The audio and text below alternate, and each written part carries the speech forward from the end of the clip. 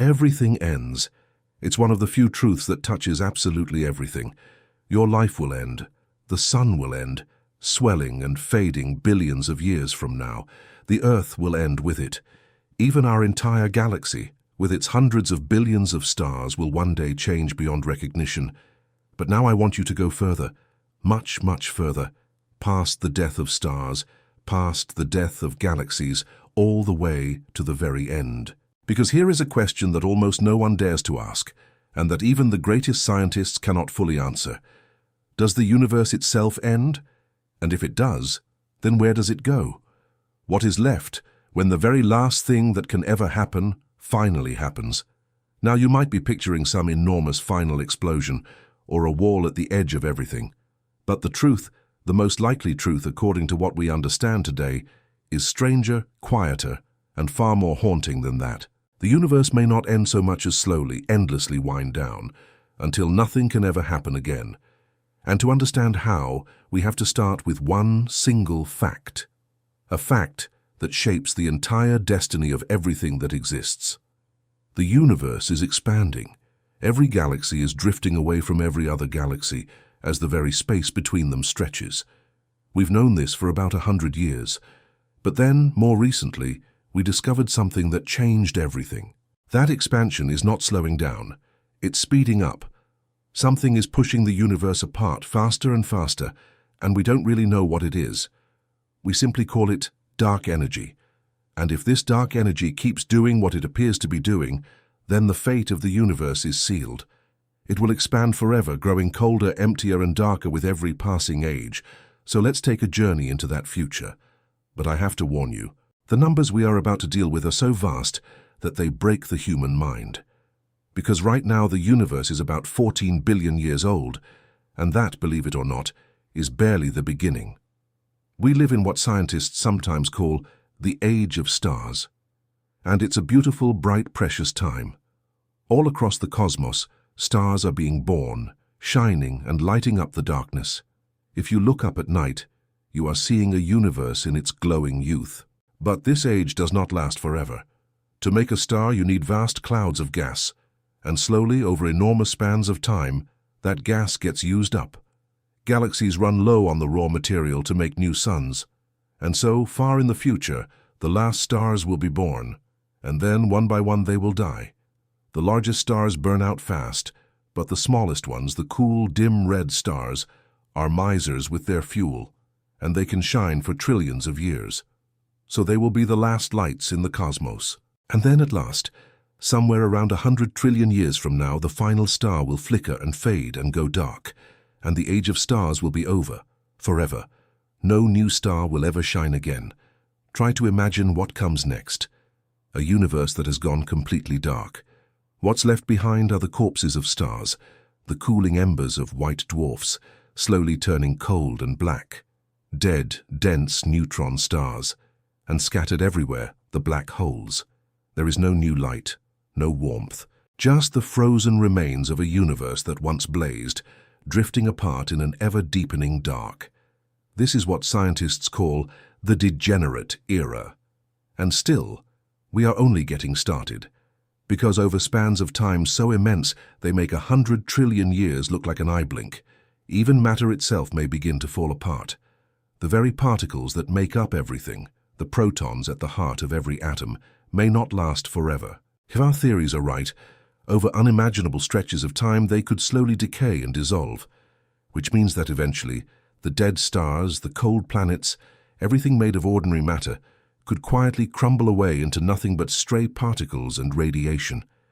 And after that, in a universe almost beyond imagining, the only significant things left would be the black holes, vast, silent, and alone in the endless dark.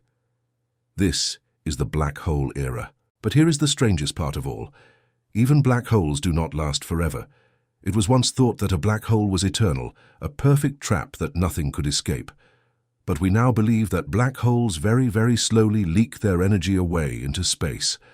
Over spans of time so long there are almost no words for them. They shrink, and finally evaporate completely. The largest black holes in the universe might take something like a Google years to fully disappear. A googol is a 1 followed by 100 zeros, a number so large it dwarfs the number of atoms in the entire observable universe. And when the very last black hole finally evaporates, it gives one final faint flash of energy into the dark. And then there is nothing left that can ever make light again. And this brings us to the true ending, the final state of the universe. Scientists call it the heat death. And it is not a bang, it is not a wall, it is not a dramatic finale of any kind. It is the opposite. Picture the entire universe as a thin, cold, featureless mist of scattered particles spread out across an unimaginably vast emptiness, drifting ever farther apart, growing ever colder, sinking toward the coldest temperature that can possibly exist. And here is the crucial thing. In this final state, everything is perfectly evenly spread out. There are no hot places and cold places, no dense places and empty places, no differences of any kind left anywhere. And that matters more than you might think. Because everything that ever happens, a star shining, a heart beating, a thought forming, requires a difference. Energy flowing from somewhere hot to somewhere cold, from order to disorder. But in the heat death, all those differences are gone, used up, smoothed away into a perfect, eternal sameness. And when there are no differences left, nothing can ever happen again. No light, no motion, no change, no events. Just an endless, silent, frozen stillness, stretching on forever. This is where everything ends, not with a crash, but with a whisper that fades into a silence that never breaks. So now, let's finally answer the question we started with. Where does the universe go when everything ends? And here is the beautiful, humbling truth. It doesn't go anywhere. There is no outside for it to go to. The universe is everything there is, so there is no door, no edge, no beyond. It doesn't vanish either, because one of the deepest laws of physics says that energy is never truly destroyed. So all the energy that was ever in the universe is still there, right to the very end. It just gets spread out, thinner and thinner, more and more evenly, until it can no longer do anything at all. The universe doesn't disappear when it ends, it dissolves, it doesn't go somewhere else. It simply spreads out into perfect, useless, eternal stillness. But, and this is important, I have to be honest with you, we are not certain this is how it ends. This heat death is the most likely story based on what we see today, but there are other possible endings, and they are wildly different. In one version, called the Big Rip, that mysterious dark energy doesn't stay steady, but grows stronger and stronger over time. And if it does, the expansion becomes so violent that it eventually tears everything apart. First, it rips galaxies from each other. Then it shreds solar systems. Then it pulls planets apart. And finally, in the last moments, it rips apart the atoms themselves. The universe torn to shreds down to its smallest pieces. In another version called the Big Crunch, the expansion someday stops and then reverses. Gravity begins to win, and everything that flew apart starts to fall back together, faster and faster, until the entire universe collapses into a single, unimaginably hot, dense point. The Big Bang, run in reverse. And there is one more idea, perhaps the most tantalizing of all. What if that final collapse, that big crunch, isn't really an ending, but a trigger?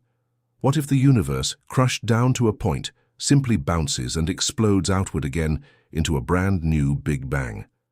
A brand new universe, born from the ashes of the old one. In this vision, the universe dies and is reborn, over and over, in an endless cycle with no true beginning and no true end. Which of these is real?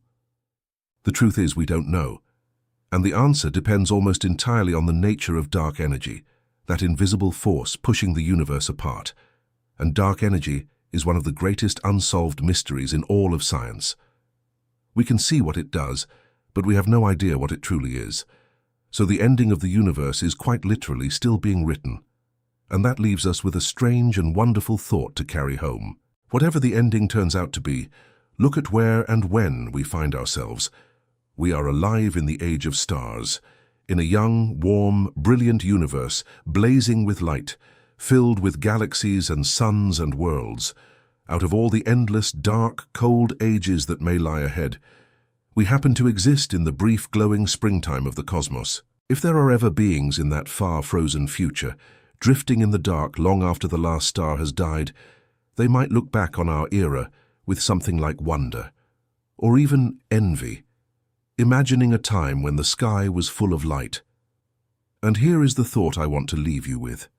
Even if the universe does end in cold or in fire or in silence, that ending can never erase the fact that it happened. That for a brilliant, fleeting age, there were stars, there were worlds.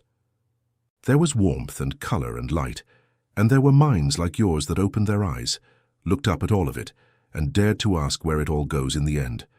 Maybe the universe winds down into eternal stillness, or maybe, somehow, every ending is just another beginning in disguise.